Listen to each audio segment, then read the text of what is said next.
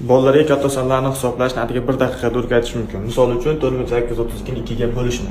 Buning uchun to'g'rini 4 ta 1 deb yozib olishimiz mumkin va 4 ni 2 ga bo'lishimiz uchun mana birlarni ikkitaliklarga ajratib olamiz. Bu yerda 1 2, ya'ni 2 ta bo'ldi. 8 ni 8 ta 1 ga ajratib olishimiz kerak bo'ladi.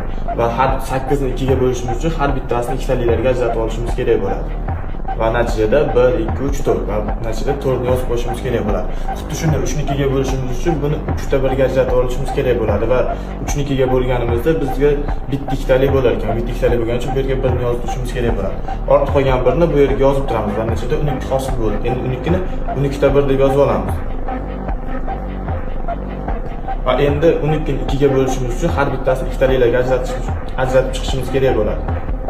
Shunda bizda hisoblasak 1 2 3 4 5 6 va 6 hosil bo'ladi. 4832 ni 2 ga bo'lganimizda 2416 bo'ldi. Videoni saqlab qo'ying va ota-onalarga yuborib qo'ying.